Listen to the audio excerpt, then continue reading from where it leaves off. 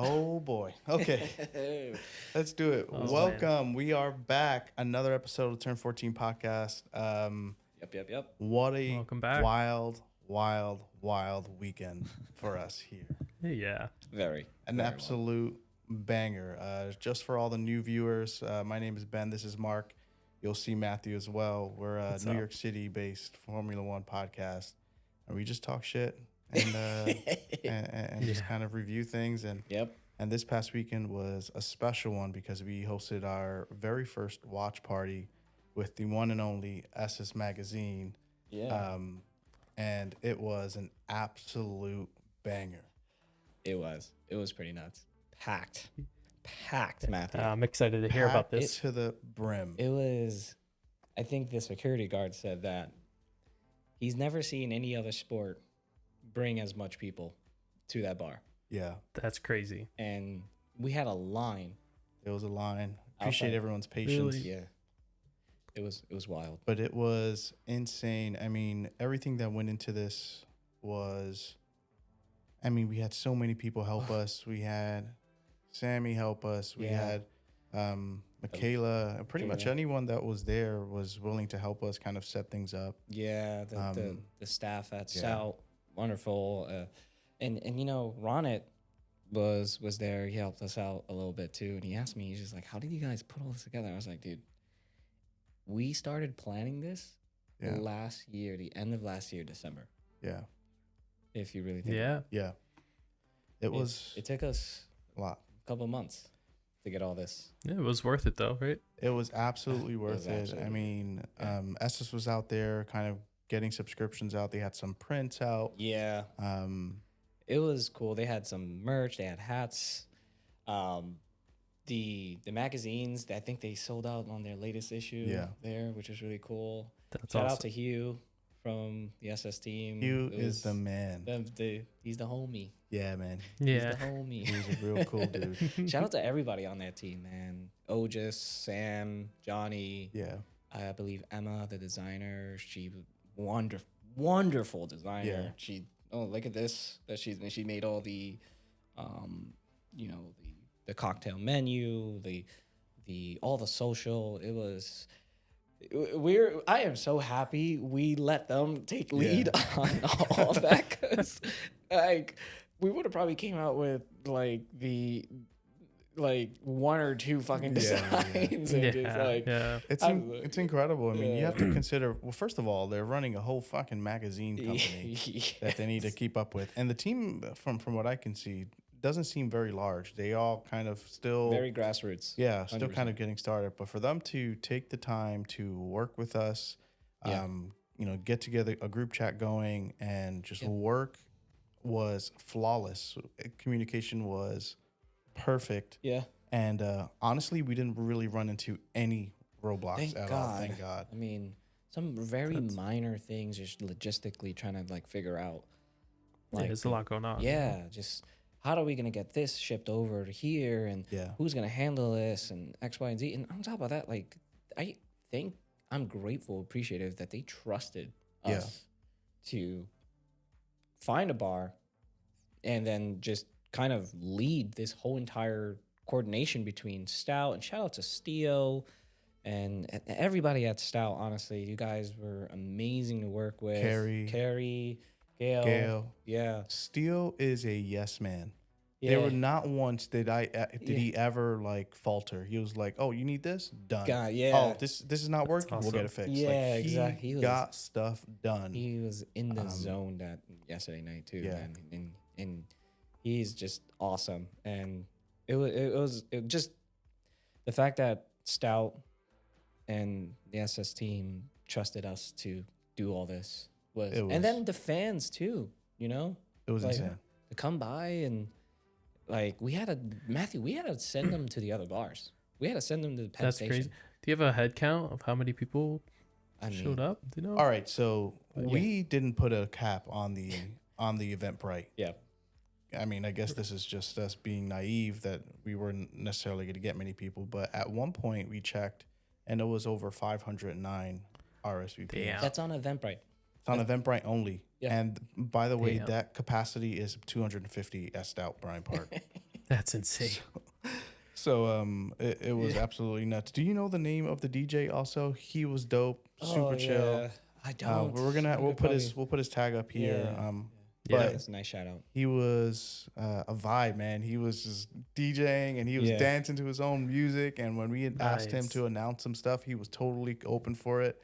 He played some banger music. So shout out to him. He was dope. Yeah, it was awesome. And Matthew Brandon came by, or one of our other brothers. Oh, really? And, Yeah. Oh, now that's he's sick. hooked. Yeah, man.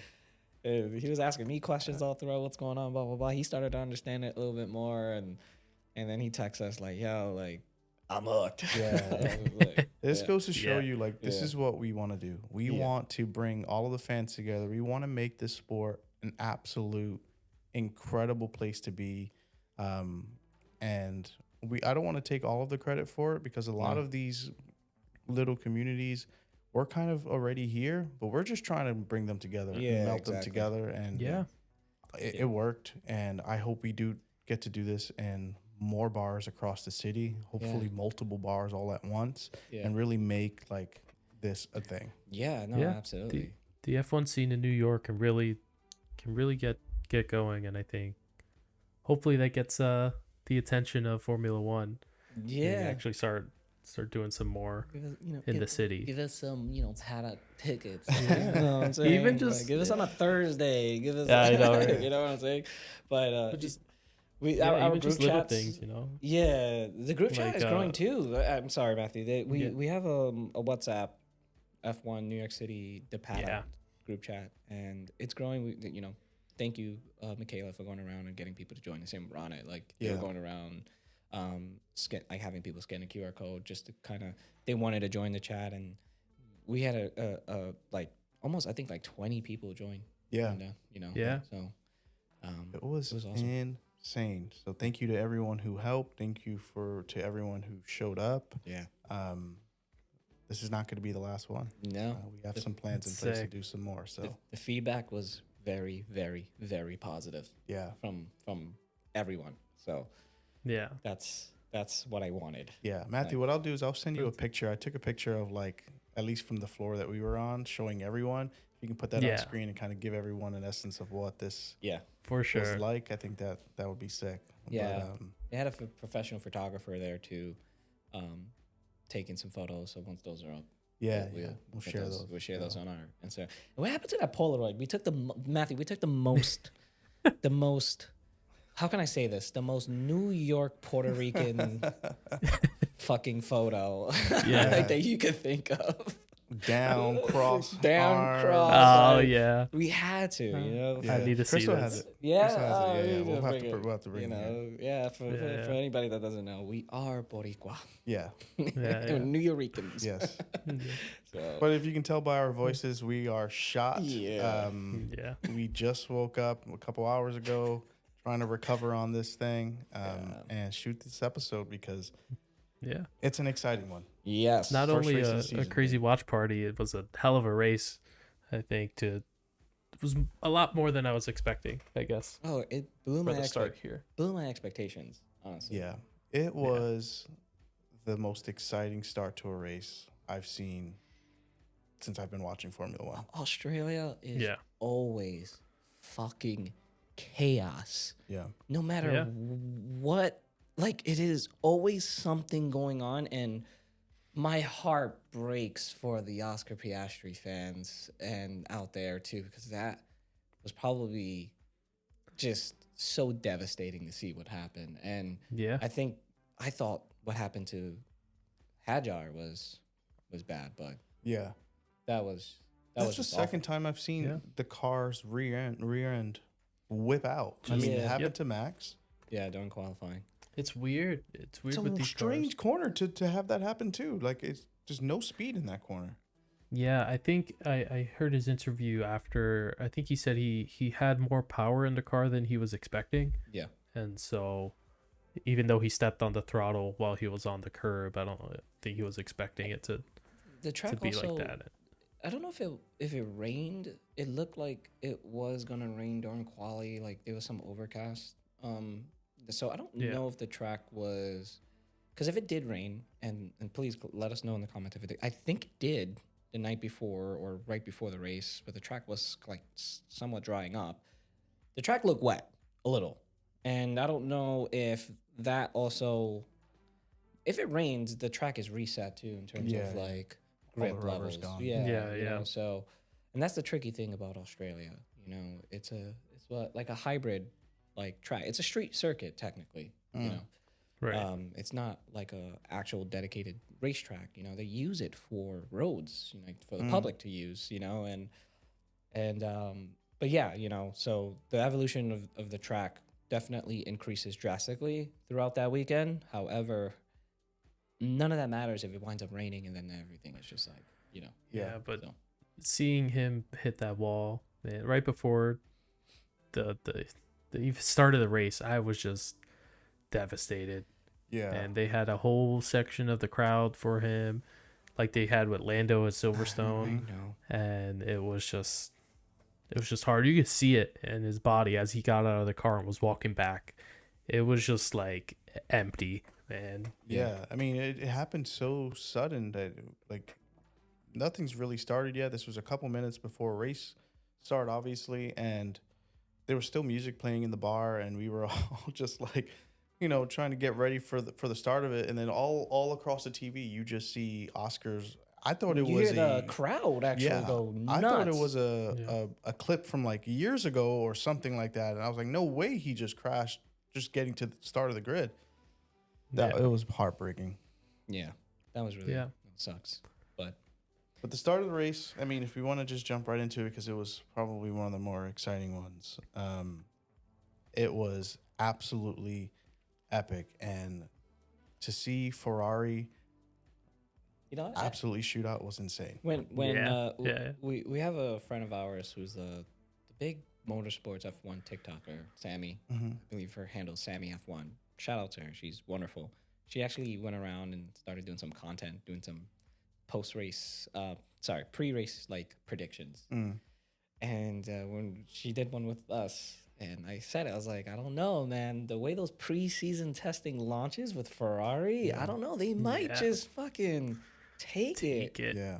And what the fuck, dude? Like, not like that. I wasn't expecting not that. like, dude. Into turn one. Yeah. It's a short, like, stint to turn one, and fucking Leclerc. Yeah. But think of it, like when you look at the start, since Oscar's not there, that gave Leclerc an entire lane to just kind of loop his way right in through and kind of swivel his way through. So that helped him. But the launches were absolutely insane. You had there were two different things happening here. You had Ferrari absolutely blowing it off the line, and then you had I think an RB and some other driver literally not move. Just like, not moving at all, Yeah, with the Colapinto fucking... Yeah. Oh, that was so scary. Matthew... If that was last year's car, he would have crashed. The wing would have clipped it. Dude. Yeah. His reaction time, like, you could tell like, you thought the rear end was going to fucking hit. And then he... Oh, dude. Yeah. Yeah, when they show his perspective, too, he moves to the right to pass somebody, and I think his Lawson's car just appears out of nowhere. Yeah. And he has to fucking... almost hits the wall. Yeah. Dude, I would have went straight to the back of that fucking car, man. Yeah. Like, holy shit. Yeah. But it's crazy. Sorry. You know what else helped Ferrari though? The lights. The lights helped Ferrari a lot because God. They gave them an extra like 5 seconds of rev time before they even start the lights, but by the time the fifth light lit up, they all went out. It was and it was just like 5 and out, and then I felt like it caught everyone off guard. Caught me off guard. I'm not moving. He even said it. It was a little cheeky. Whoever did the light procedure person, I don't know what you will call the actual legitimate position, but the fact that they immediately just went straight to fucking racing. You would think that they're Italian. Fucking like, I want Ferrari to, so I'm gonna just do that. So we gotta figure that out. Is that human? Is that human controlled, or is that like AI automatic control? It's human. No, it's human. It's a guy that's a person. It's randomized. Yeah, it's a person up there that goes and clicks, and then they press the button to start. I thought it was a glitch. I thought the lights malfunctioned. or something. I was like, what just happened? But it definitely caught everyone off guard. That happened, and then I think George and Kimi both had like zero power, like battery power too. Yeah. So I don't know. It was, but yeah, dude, fucking Alonso made up so many places too in the beginning. Like, oh yeah, it's that start. It to me, it's like qualifying. We all know means a lot. Yeah. But if these drivers cannot get the start procedure done, I always say to people when watching Formula One, it's like, you have drivers that are fantastic, flawless during qualifying. They have this phenomenal, like, fucking pace when it comes to qualifying. And yeah, we could jump into qualifying and, you know, the whole lift and coasting stuff as well, maybe later. But then there's the race pace and just the deployment, when to put in the battery and deploy, boost, and just the race pace of certain drivers is just completely different. You know, they may not have strong qualifying, but the race pace is there, you know? But like with all this new regulations and the way that the battery's deployed now and fucking Ferrari, it's like Ferrari doesn't even need, they could fucking qualify P20 and wind up fucking P1 into turn one. Now I'm being dramatic, obviously, but like, does qualifying matter? I mean, it matters. People, chill out. I'm just fucking joking. But like, it's like, does it not matter? as much as it did last year? You know what I mean? Like, yeah, exactly. And it's like, for anybody that's like, that may not like that, like, think about it. F1 could be super predictable, right? We all know somebody qualifies top 5, they likely gonna finish in that same position, if not, right? Yeah. But with the new regulations now, mind you, this is the first race, so we're coming off of a fantastic first race, and everybody's hyped about it. So I'm hyped about it. So it's like, does this, like, this is good in a way. Like, this makes it this is unpredictable, right? 100%. Until obviously the drivers and the teams lock in the whole start procedure stuff, but that may take a couple of months. Who knows? You know, we've seen it happen. Yeah, I think I saw somewhere that said, this was like the most overtakes, 45 to 120 year over year. Yeah, and so that's what we wanted. That's what we wanted. Exactly. And we're in a situation where it's only gonna get better. I think the gaps between the teams is only gonna shrink when all the other teams figure out how to use their engines and how to actually catch up to Mercedes. Whenever Mercedes actually they actually do the cutoff for their engine to kind of bring it back to the normal power level. I think we're only gonna see more. Yeah. Some more like genuinely good racing, and it didn't seem like fake in a way. I think that was a big concern with the batteries, was that you're just gonna have them like going back and forth all the time just because one has battery and the other one doesn't. But it felt genuine. Yeah, it felt like genuine. Seeing Charles and George. That was going back and forth. It felt genuine, Matthew, 100%. And it puts, like what Ben said in our first episode, drivers now need to be strategic and technical about everything now. And like I'm willing to compromise crazy qualifying laps for this type of racing. 100%. Honestly. 100%. And this may be a hot take, and I know there's going to be people that disagree, and that's totally fine. You can disagree because, you know, why? Like, sure, that's fine. You can disagree, but think about it. Like, the way things were for the past 4 years, right, with the last year regulations, it all came down to qualifying majority of the time, right? Yeah. And then we needed to wait for a safety car. Right. The teams are banking on safety cars and all this stuff for them to gain places, and then the pit stops, right? And or you know the overtaking, the I'm sorry, fuck. Why am I drawing a blank on the pit stop? The shit. What do you call it? Fuck. What are you talking about? When people pit before to try to get ahead. Undercutting. Undercutting. The undercut. Yes, I'm sorry. Yeah. Listen, guys, we had a fucking insane watch party yesterday. I had 6 hours of sleep. Yeah, exactly. And I lost an hour too. So, but like a lot of these team strategists had to think about, okay, we're starting here. We need to now think about tires, right? And then safety cars. We need to figure out when a safety car is going to come, because that's how we're going to make up places, right? Yeah. But like, it's not like that. I feel from what we saw, I don't think it's going to be much of that anymore, because now drivers need to manage the power on the battery and when they're going to deploy it and all that. And I don't know. I think, listen, I'm willing to compromise the lifting, coasting, and the qualifying for some what we just saw with George and Leclerc. Well, again, honestly, 45 overtakes last year to 120 overtakes this year.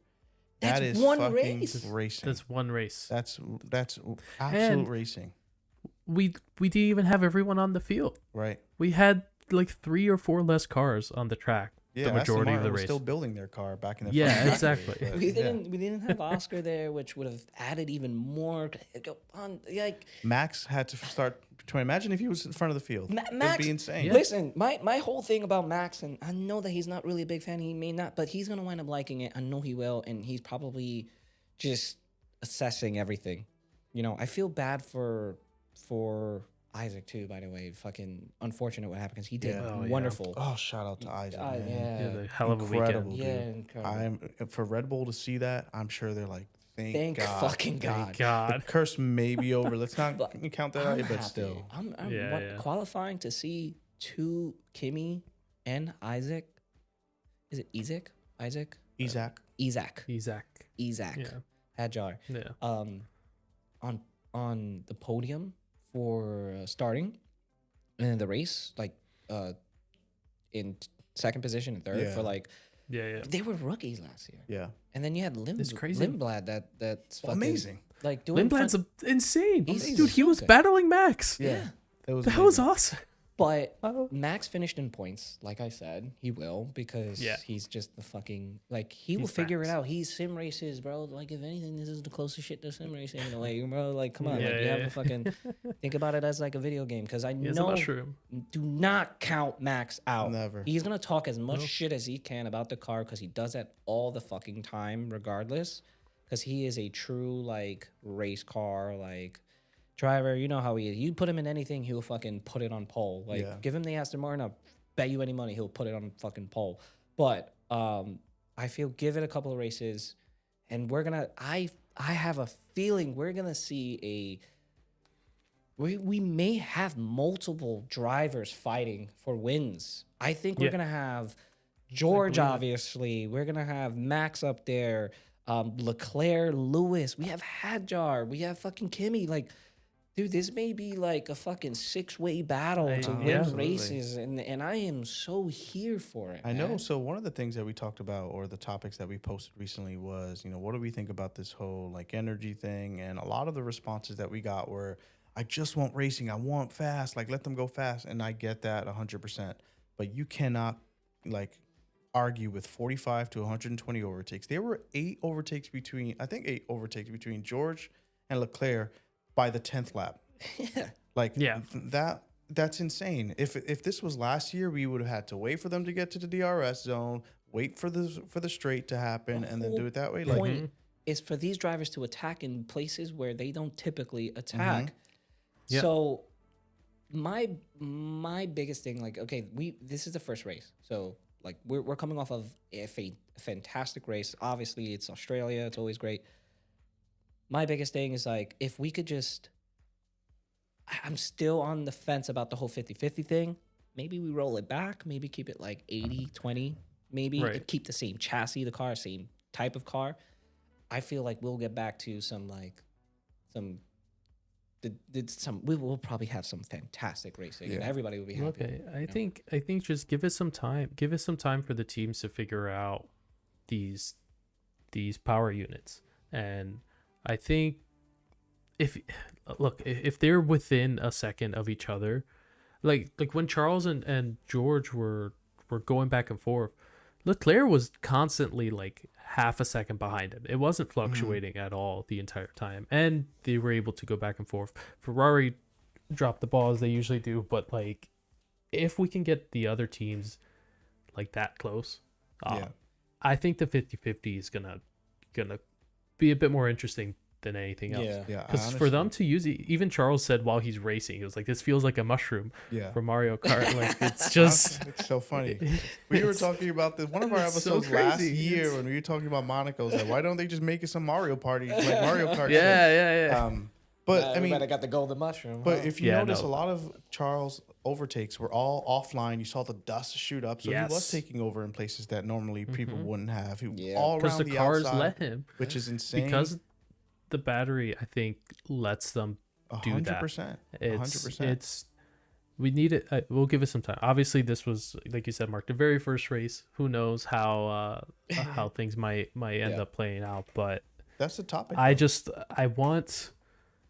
want to see a race with Max up there in front too. Because right now, like Mercedes and Ferrari doing their thing is one thing, but Max is the chaos in the mix that I think we need this year. He's going to figure some wild ass place on the track to overtake, and we're going to absolutely lose it. But since we're on this topic because the topic of the night and what I think is going to be for the rest of the season is energy deployment, energy management, all of that stuff. So one of the questions that I put down was, what tracks do you think would be the best for energy deployment and energy generation versus the worst? And I'll start off with the worst because the way this works is you need to like slow down the car, brake the car, in order for it to generate. So almost similar to how hybrids kind of work in our normal day to day. But when I think of tracks like Monza, where it's just all straights, like what happens there? Or that's where I think the people who are wishing for fast racing are going to be most disappointed.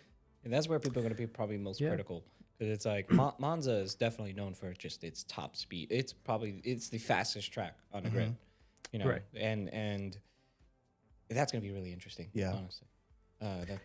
We'll have to see what happens. But then when was the last time we've had like good racing there though? Yeah, excuse me, like. These, especially with the last cars, when Max plopped his car on top of Lewis. That was wild. I mean, Ben, you have a great point. I think China's gonna be tough, which is the next race because that very long straight. We already saw it, and I didn't mean to cut you off, but we already saw in the data. I think I forgot Brundle, his son. I forget his name, but. He was going over the data, and throughout the straight, you'll see top speed, but then it'll dip because they're kind of I guess super clipping or waiting for things to kind of run down. Mind you, I think the reason why so many people were so like, this is more for my newer fan base I'm talking to here that may not notice or give a shit about this.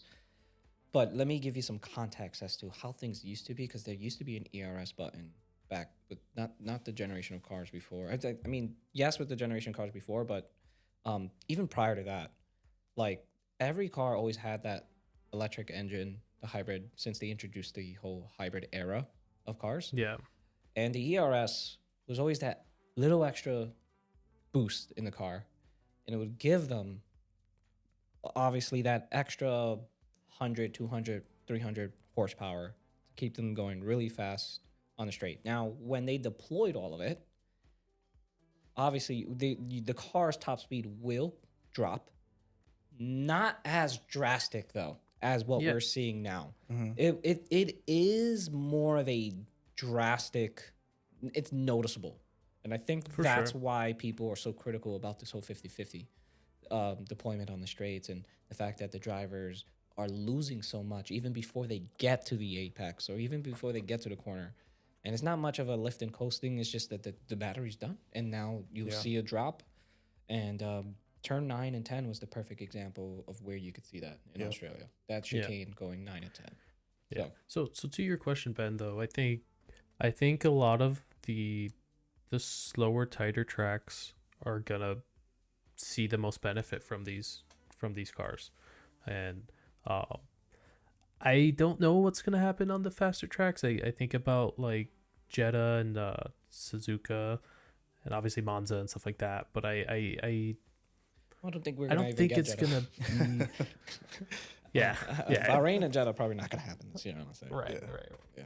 But no, I don't know. I in the end, I don't personally. I don't actually care as long as the racing is good. Yeah. Like I could. It doesn't bother me if they're going 20 miles per hour slower than they did last year, as long as they're still doing hundreds in the turns and we're getting overtakes. I will say this too all the time. So the couple things. I'm gonna answer your question. I'm gonna make a point about the top speed situation that everybody keeps talking about too. And this is in a completely unprofessional opinion because I am not a motorsports professional at all, Formula One, but I am a fan. And I just, as you know, we're very candid and we say shit as is. So tracks that I think are going to do well. I think Miami's going to do well. I think outside of that one, Silverstone. I think Silverstone's good. Brazil is going to be fantastic. Austria, the Red Bull Ring, one of my favorite tracks. That's going to be fucking wild. That's a short one, right? Yep, the shortest. I think it's probably the shortest one. It's like a 104 time lap, 103. I think. Yeah. The COTA, the Circuits of America is going to be really, really cool. But people keep talking about top speed, right? Formula One is not about top speed. It never was about top speed. If you want top speed, IndyCar. IndyCar is they're probably faster on a straight because they're focused on top speed. They're doing ovals sometimes, right? Yeah. The Formula One is always about speed around corners, being quick around corners. So if we're not seeing that they're not taking these guys are taking corners at 120 miles per hour, which is depending on the track. So the people that are complaining that it's drastic, and it's usually the keyboard warriors online that are the ones that just have nothing better to do but just bitch about shit all the time. Yeah. Yes, you see that drastic change going into that straight, but at the end of the day, these guys are still going really fast around the corners, and I think that's what matters more, I think, and they're gonna probably attack me for this, and the fuck you mean? Blah, blah, blah, yeah. On TikTok. Yeah. The fucking guys that always have something to say. But no, honestly, think about it. I think the fastest recorded speed was still Valtteri in Vegas. That I think was top speed. Or was that Alexander Albon in Vegas? I think one of these past years where it's 120 something. Or I don't know. Right. It's that's cool, but again, it's not about Formula One is not necessarily about top speed. It's about how quick the car is around a track. Now, playing devil's advocate and giving these guys the benefit of the doubt, the guys that keep complaining about this whole thing, and we're only in one race. Yes, we are seeing a slower track time. When for example, they were comparing Australia's fastest lap to this year's fastest lap. And I think let's give it some time, because I think more than anything, I think that's coming from drivers trying to understand when to deploy. I think they're still trying to figure out these cars are quick. We all know that, but it's let's figure out how do we take advantage of deploying and using the X mode. Be efficient. Be efficient with these things. And I think it's going to take them some time. Next thing you know, you'll start to see these guys cutting out seconds and seconds off of the previous year's top, fastest laps, So, and I think that people just need to understand that more than anything. I think we'll see it. And again, we'll see it eventually. If we getting more of Leclerc, George, and we get Lewis I want to talk about Ferrari so bad because we can jump into that. Yeah. Next, we could jump into Ferrari right now. But is this how it feels? I fucking hate it. I can't believe it. I got so excited. I got so excited when Charles overtook him and he was leading. I was just nothing. I was this isn't hard. Just keep this going. They'll go back and forth all race if we let them. But fucking Ferrari just drops the ball, and I didn't know what to say. At least pitted Leclerc at least during that first VS virtual safety. However, you saw how quickly they caught up though. And to be honest with you, like Lewis looked like he was having a blast. Post race interview, he was like, "Give me 5 more laps, I would have probably been on podium." And what I'm looking forward to for our Ferrari fan base out there, and I'm looking. I really can't wait for Lewis and Leclerc to go at it.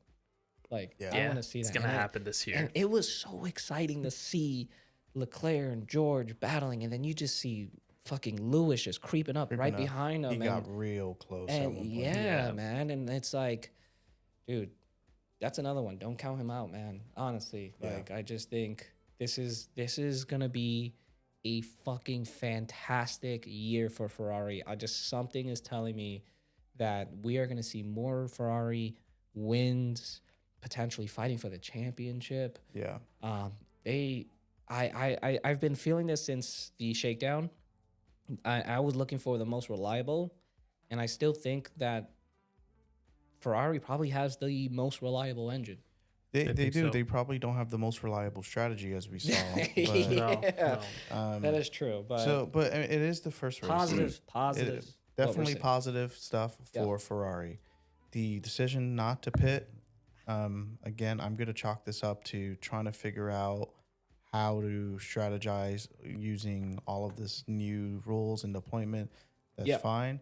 But the fact that we are seeing them up there is incredible. The responses that Lewis had on his post-race interview was amazing to see. It's like a completely new Lewis. Yeah. So I think this might be good. And again, Australia, I think, played to Mercedes' advantage in terms of top speed.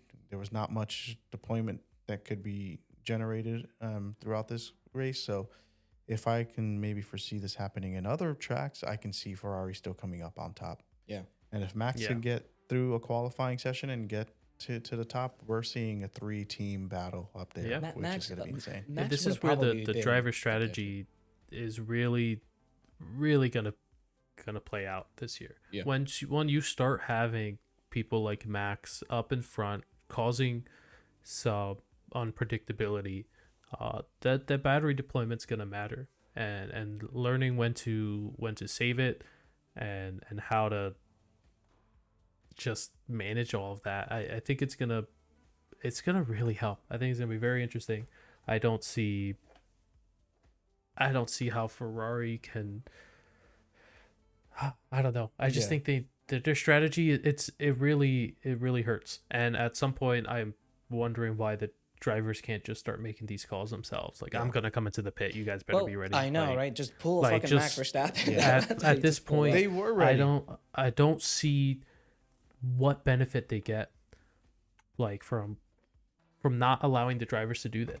Because this has happened. It's definitely some type of confusion, because I remember seeing something on TV where the Ferrari team was ready to go and get a pit, but they kind of stayed out. And I even noticed that Leclerc and Lewis kind of slowed down right before the pits, almost as if they were waiting, hey, are we going to come in or not? And then they continue to go out. So again, maybe some strategy stuff, which, as we all know, from Ferrari is not usually the best. But if they can fucking master this, they have the car to fucking do it, man. Yeah, and they have the drivers too. And they have the drivers to do it. The drivers and the cars, and I think, like, to your point, Matthew, and to your point, Ben, I think allowing, like, Hamilton seems to be very I remember him during the race. He was like, "Don't pit me, don't pit us at the same time. My tires are good. Don't pit me yet." Like, all those stuff. Yeah. Like, I think with most teams, it's going to come down to more of a communication between the strategists. Are probably going to rely more heavily because they have no historic data now. Of course. Right? Yeah. Like, think about it, right? All the historic data that they used to have outside of, like, safety car shit and all that, but, like, think about it. Like, the setup it's completely now, none of that shit matters anymore. Yeah. So they're going to need that feedback from the drivers now. They're going to need the drivers to provide that, and that feedback on, like, how do you guys feeling about, where you're at? Like, virtual safety, should we pit you? Like, I feel like it's going to become more of that. I mean, I think they should have pitted, because then I feel they, would have been out front, but, hindsight's 2020, right? We could always fucking sit out and watch them do this. But Yeah. I don't know. I'm feeling really positive about Ferrari this year. Listen, And that launch was scary. To Yeah, it see was. them get off the line that quick is trouble for the rest of the grid. They need to really figure things out. Yep. Because they are quick. But I mean, we also got to kind of shift gears to, you know, Mercedes. George, congrats on absolutely crushing it. Man. Girly eyes.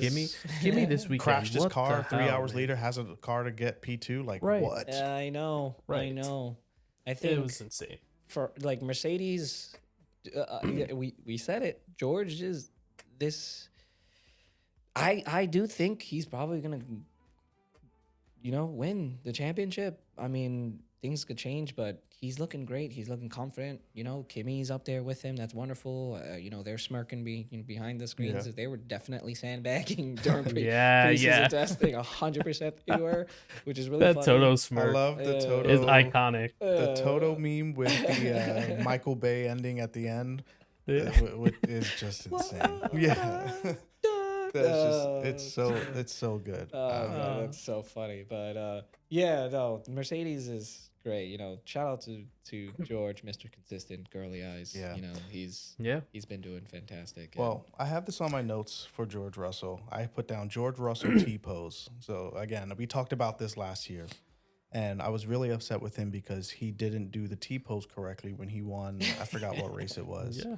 And then there was an interview again, as you can see, the intro to the new Netflix. Yeah. To the F1 intro. It's obviously new drivers, new intro, new number one, Lando. But the past two intros, George would do the T pose in some capacity. This time he doesn't. He doesn't do the T pose. So one of the questions that they asked him was like, "Hey, no T pose this round?" He's like, "No, I'm gonna save it for special occasions. I cannot really." The only special occasion I can think of is him winning a fucking race, which is great.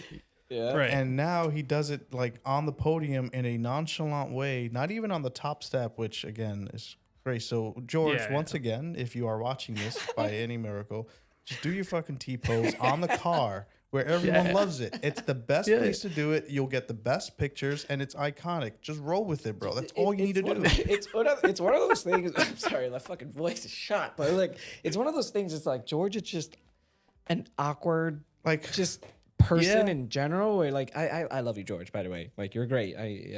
But so funny, man. it's like when you don't try, it's perfect. Yes. And it's funny and it's just unintentionally fantastic. But then when you do try, it's just like none of the souls in it.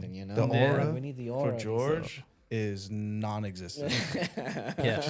George, I Just promise do it on the you, car. do it on the car. You will have the most epic shots.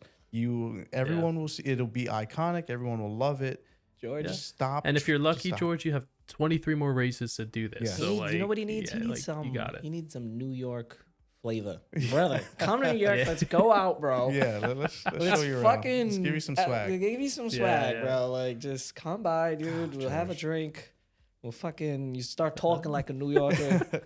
But he's listen, he's gonna be winning a lot more races this year for sure. So he'll get there. Yeah, and I also foresee yeah. Kimi winning his first race this year also. Oh, so, for sure. Yeah. Mercedes, congrats. They did Congrats, great. Mercedes. Congrats. I think Congrats. one thing I want to mention too is that I think it's worth talking about McLaren too. They are the biggest disappointment this weekend, I think, coming from such a high with, I have another one for you, but we'll get there. Yeah. I mean, outside of the obvious, but we'll get there. But McLaren, it sucks, but they just coming from winning the constructors and then winning the drivers' championship last year, then coming into this to not even getting pole or what happened to Oscar, and then Lando just doesn't seem. Right. Lando seemed like he didn't exist this weekend at all. Yeah. There was like nothing on him, and he is the reigning world champ. So, I know that McLaren will figure out a way to just fucking bounce back like they always do. So it is only the first race, but I'm just saying, McLaren coming out of the high that they just had to this first race and just being non-existent. Nobody's talking about them. So it's like I'd argue the other way though. I mean, keep in mind they had the least development time of all teams, right? Because they've won the constructors 2 years in a row. So they didn't have a lot of time to do their aero testing. And as far as reliability goes, they're not the worst. I mean, I think they've had maybe like two or three problems in general with their cars, but for them to be fifth, I think is what Lando came in. Yep. I think it's a solid race weekend for them, and I don't think I would have been surprised, I guess, had they come out on top with how little and how much energy they were putting into last year's efforts and stuff like that. And so they're about where I'm expecting, and I think we'll see how they can turn it around. They'll have some major progress, I'm sure. Yeah. I'm ashamed of Aston Martin, man. I just wanted to talk briefly about that. Like, you don't show up to a baseball game without your pitcher or your catcher or like a position player missing. Hey, we only showed up with 8 players rather than 9. Like, they showed up with a non-working car. And somehow they were able to get it on track, and they were able to do some tracks. At one point I saw there was like a 50-second gap or a couple laps or something like that. It was just disappointing for them. And I really hope they turn things around, because it was shameful for them not to have a car ready for a Grand Prix weekend, the kickoff at least. You know who I'm most disappointed in is Williams. I don't see what the heck has been going on there. Ever since James Vowell joined the team, it's been talks about 2026 and the new regulations. And they're finally here, and their car's overweight, and they're not getting any decent times in. They missed testing at one point and stuff like that. So it's I hope for James, like, that he could turn it around and actually get something out of this. But what the hell have you been doing this whole time? Yeah, if this they is have the a car great that engine. you're right, exactly. You know the Mercedes engine is fucking fantastic. The same with McLaren. Everybody that Alpine, everybody that everybody that's a Mercedes customer, technically client, whatever, should be doing great. But it's funny how it's only Mercedes. Maybe that was on purpose. Maybe, I don't know. Yeah. But if you look at it from a Ferrari's point of view, who has the Ferrari engines? Haas. Fucking Ollie Behrman did wonderful this week great. too. You know, Yeah, a lot of rookies up there, man. yeah, like Audi in the points. Audi in the points is Audi insane to me. Huge. Yeah, Orletto, thank God, man, because he was scaring me last year. Yeah. But I mean, you know what's so funny? They're not technically rookies anymore, but you know, they're like they're still rookies in my eyes. Okay. Fuck. Yeah. You know, get like another year in it, then like I won't call you rookie. Right. But you know, like Ferrari is doing great. I mean, Cadillac. I mean, they were probably listen, the fact that Perez was Cadillac was even able to finish the race with at least one. That's right. Driver. That's a fucking win. Exactly. Absolutely. That's Your a fucking first Formula win. 1 race? Yeah. Absolutely. First Formula 1 race, coming in as a brand new fucking team. Yeah. No other team has an excuse. Mm-hmm. I don't care. Yeah. Shout out to Cadillac. They did great. And it's very positive to see what happened outside of, Valtteri, that listen. Who do you think They is got going to win that team one battle, driver at least to finish. And Sergio Perez's feedback was positive, and he's just obviously we have a long way to go, but that's the expectation. Mm-hmm. The fact that we could finish a race at least with one car, that's a fucking win. Yeah, that's a win, and they are I'm sure they are really happy at the fact that they're running those Ferrari engines because it's looking positive. If I had to rate this race from like 1 to 5, I would give it a 5. I think it was fun. It was a lot of close racing, and we saw some shit that we were really, really hoping to see, and I just hope that the rest of the races are gonna turn out that way.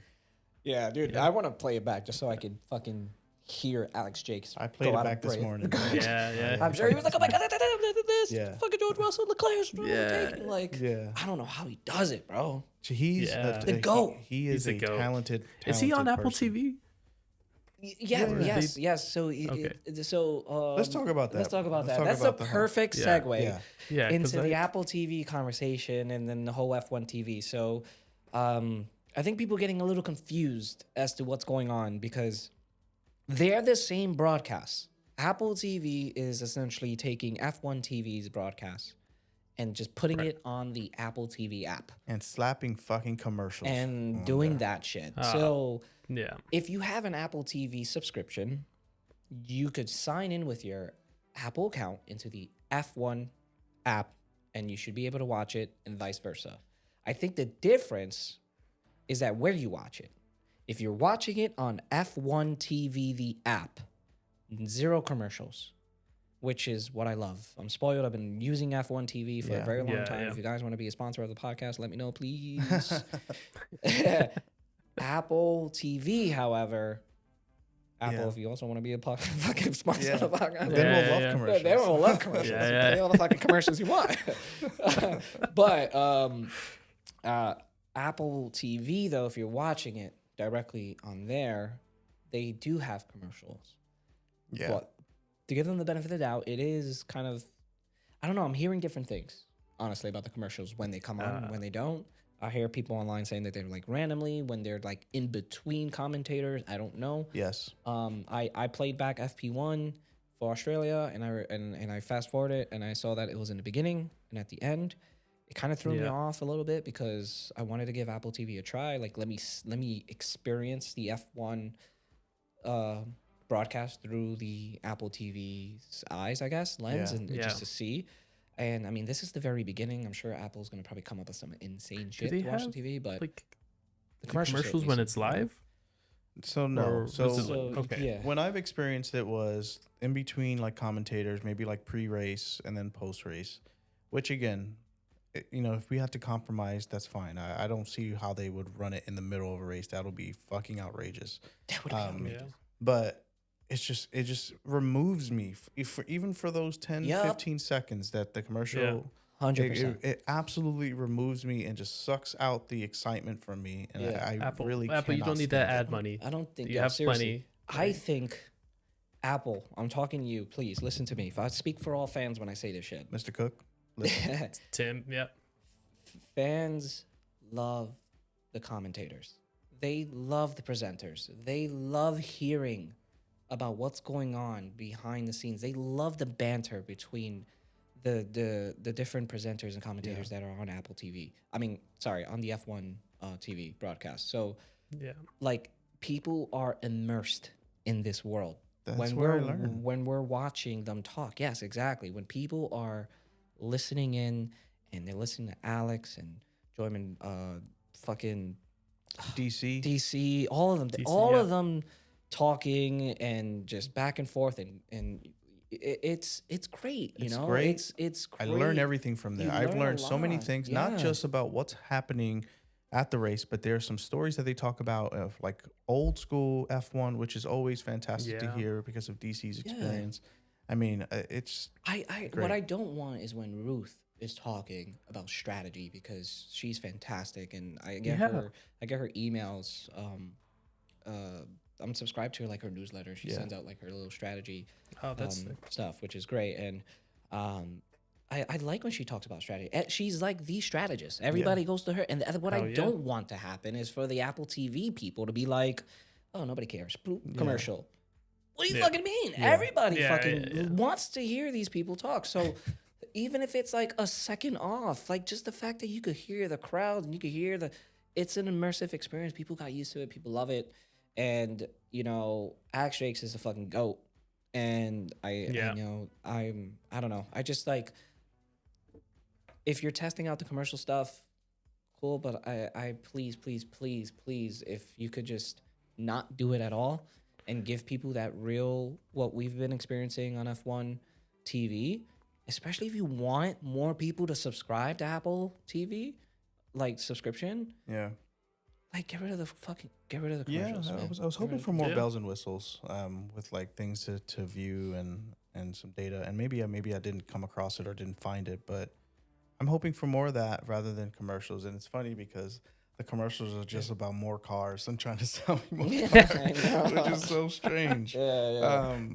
But Uh, yeah, I don't know. I just think you just- have No, Go we'll get ahead, there. go ahead. just don't do the fucking. I'm just saying, you have your one commercial. Your one big commercial is the Netflix series. Like that's your one big like, Yeah. commercial for Formula One, Seriously. Yeah. which is great. Yeah, that's been trying to get people to watch that since the beginning, man. That Yeah. That show got me so fucking hooked. Well, so one of the questions I have down, if we want to switch gears just a bit, was one of the bigger questions that were going around social media, specifically when it comes to the Drive to Survive, is Drive to Survive becoming redundant? I'm curious to get your thoughts on that. I just think it's my opinion. I personally think it's different from what it used to be to where it is now, and I think a lot of that has to do because it's blown up and people now are more aware of their surroundings now, and I think the drivers are more aware, the team principals are more aware of what to say because they know that these people are around with a fucking microphone just scoping out, waiting for them to say some shit because they're trying to grab that moment from like the first couple of seasons, you know, with slamming of the doors and the talking of the shit and all that. I think they're trying to like direct it too much. They're making it into things that I don't think it needs to be. Yeah. And with F1 getting more popular and people actually caring about the drivers more on their own without Drive to Survive, understanding what's happening throughout the season a lot more without Drive to Survive. Like you watch it and it feels forced, and it doesn't have to be. Yeah. And so I think that's they the can. argument. Yeah, I think they need to step back a little and just give us just the reality of it all. It doesn't need to be that crazy. Yeah. When it is crazy and drama filled, there's enough there without the forcing of it all. There's something about the storytelling too that I think just needs to change too, because it's just like I've seen the same race like multiple times from 3 different perspectives. Yeah. I don't like the way they do that. Yeah, it's like if we're gonna I think I mean last year Miami, for example, they should have just had a whole episode on the fucking Lego shit. Yeah. But they did one on, you know, with Jack doing, and then, you know, and then with I think Kimi and then Leclerc and all around Miami in a way, and it's just from 3 different like episodes. You know what I mean? It's just like like half episodes. I think so much. So the argument is that the fans have watched these races and they know what's going to happen. So it's like, why am I watching this anyway? So I can understand that piece. But, you know, the Netflix series is a drama, and they do exactly that. And if you can maybe remove yourself from being someone who watches the races to someone who's good, enjoy a story being told, I think they fucking nail it on the head. I'm hooked every single time. I don't know what it is. So I think that's what they should focus more on, maybe more of the things that we don't see. Maybe dig deeper into what's been going on. Like I had no idea Jack Doohan got fucking confronted. Yeah, that's wild. Like during, like that's fucking crazy, bro. Fans are wild. You guys need to chill the fuck out. But it's like he has no fucking control over why Colin Pinto didn't get the fucking seat. Go after anybody, but like fucking just chill. Like it's crazy. Yeah. And then like my biggest thing I wish they would have went into more was Christian Horner's departure. Dig into a little bit more. Maybe it was too private. Who knows? But probably like most likely. And I don't know. I feel like Christian Horner didn't get the kind of. It sucks that he's not gonna be on it anymore. Yeah. I don't think it's the end of him, but he'll be back. I hope he's back. I hope he will come somehow. back. I want to see more of the episode where they talk about Briatore and they go into his house and he see it looks like a mafia house. Oh yeah, that's what I like to see because he doesn't give a shit and he talks to the drivers like I like that. You know, you crashed a car, it's not your problem, but it's my problem, like or something along those lines. Your bullshit becomes my bullshit. Yeah, like, your bullshit becomes my bullshit. Like that, I love that part of the business and the story and learning that piece inside of the team. Is what I would love more to see out of Netflix rather than seeing George sunbathe on his yacht. Yeah. Which I'm sure is amazing eye candy for a lot of people. But just, that is true. Yeah. Give us more of that. I love that kind of stuff, and I think Flavio is he's such a fucking G. No matter what you think about him and all the controversy and all that stuff, like the guy obviously has the credentials to fucking talk and walk the walk and talk the talk. Like he has brought up some amazing drivers in the past. So like it's not like he's just some random billionaire that's coming in with no fucking experience, just like, I know what I'm doing because I got all the money. No, this guy is zero bullshit, no tolerance. Like, you fucking perform or you don't. And that is literally F1. Yeah. He's old school. Right. F1. Old school F1. Yeah. Like, that is how it used to be. Like, it was even worse back then, people. Like, and I know that everybody's coming in and everybody's like, I'm trying to hold back, but like the world isn't through the lens of your eyes. You know what I mean? Like shit is not rainbows and sunshine all the time. That's all I'm saying. Yeah. You know? Yeah. And especially when you're dealing with $1 million cars, you know. Exactly. You know, people don't care about you being polite. Yes. Yeah. You don't always need to be polite. And I think, you know, it just, you know, and that kind of goes into the whole Christian Horner thing. I don't like that. I don't like his send off, but then Red Bull and their Red Bull way of doing things, right? They did it to Danny Rick. They did it to all these other drivers. Yeah. I think the only person they won't do it to is Max, but they even did it to Christian. And I think it is unfortunate that he is no longer the team principal, but Max won his last championship with him. Red Bull won their last championship with him. This guy is one of the best team principals to ever fucking do it. Yeah. And especially with Red Bull, you know, and I don't think Red Bull would be where they're at without him. 100%. I 100% agree. And I hope he comes back. And I hope that he comes back to Alpine. That'd be sick. Or to Aston. Honestly, if his villain arc is over, maybe not. Maybe he comes back. But I would fucking kill to see Christian back. I think he's incredible. I think he brings a spice to this whole entire for sure entire thing. That we're The missing text everything. The I text love message between Toto's him and message Toto. to him. Yeah. That was so like that was kind of like Toto's like message to Lewis when he was leaving Mercedes. Like he always has this way with words to make you fucking want to shed a tear. But I love the fact that they like, but that goes to show, like, despite all the back and forth between them, they respect each other. Yeah, like, 100%. Hell yeah, 100%. You know, and I know it ain't gonna be the same because those two guys are probably the most respected, top tier fucking team principals. Yeah. Right now. Yeah. We should do like a fucking ranking. Yeah, I mean, Like a team principal ranking, S tier, A tier, B, all that, man. I might do some shit like that. Well, I guess we can. If we don't have anything else, you want to go on to predictions? Oh, predictions. Is there anything else that we may have missed at all? I think we may have touched on everything that we want to do. Yeah, I think so. Yeah, I think so. We went through everything. So China predictions. China predictions. The F1 Academy race is also happening. Yes. Yes. F1 Academy. Yes.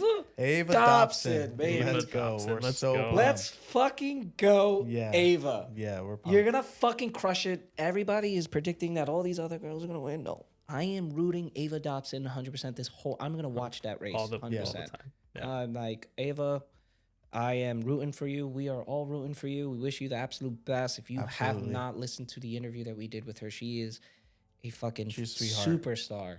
She has a great head on her shoulders. When we went to Vegas, she went there on her own. She's funny. Traveling. Yeah.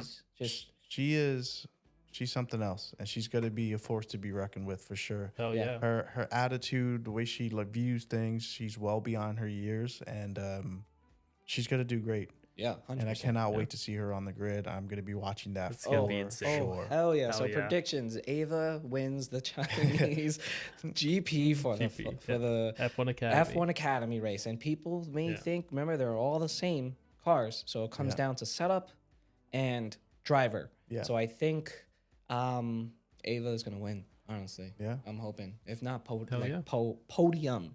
Yeah, Very pleased. Because that'll be sick. because I think she's just been grinding for this for a long time. And Ava, we expect you to get back on this podcast for Yes, another interview yeah, after yeah, you yeah. win, Yes, so yes, we can do that. Yes, I'm But definitely. for the team Ava. rest, I'm gonna vote Ferrari. I think Ferrari's gonna be 1-2. I think Kimi's gonna be 3. I'm gonna vote Charles P1, Lewis P2, Kimi P3. Ooh, Wait, is China a sprint man. this year? China is a sprint. China it is a sprint race. China is a sprint too. Which, That's a lot you know, that's something else to quickly mention too about this whole battery situation, all this other shit. I think the sprints are going to be much better this year when the cars can be, because the beginning of this race was fucking awesome. Yeah. And if they're all like that for the sprints, like that's gonna be cool. They're all running sauce too. Yeah, Yeah, that's gonna exactly. So That's gonna be cool. Go with your predictions, Matthew. Now. oh man, I have okay. So I think we'll see Max on the podium in China. I think we really didn't get a glimpse of him this time around, and the fact he got bone 6 Yeah. is But I'm hoping. I think it's gonna be George, Max, Lewis. Ooh, that's George, Max, nice. Lewis, yeah. Lewis does great Yeah. in China. Yeah, Yeah. he did well last year. He did very well last year. He's the only Ferrari technically win last year. Yeah, But yeah. you know, I'm thinking Lewis, Leclerc, George. Mm. In maybe in that order or not. I don't know. Yeah. I just feel like it's gonna be. Yeah, I kind of want to George switch is gonna mine be too. up there. I want to go. 100%. I want to go George, Lewis, Max. I think, but I don't Okay. know. I don't know. We'll see. I think Lewis, Leclerc, George, Sick. something like that. It's But gonna be crazy, guys. yeah, Awesome. what a crazy start to the Incredible start. That just gets me excited for the rest of the year. Yeah, exactly. And thank you everybody for joining again. If you have not gotten the latest issue of SS, Do it. shameless plug. Yeah. Definitely, Yeah. it's great. Matthew, I'm gonna have to send you one. Yeah. But Yeah, for Awesome. sure. yeah, Get they're them great. Up yeah. on the wall or something. Yeah, Yeah. yeah. Like, subscribe, do Like, all of those subscribe, stuff. do all those things. Comments. What's the other thing? Notify. Right. Ding, ding, ding, ding. Ring that Yeah, notification yeah, bell, yeah. please. Notification bell. Yeah. Come on, cut. We appreciate everyone. Thank Thanks for watching. Thanks everybody. the Good next stuff, one. guys. All right, take care. Peace. See ya.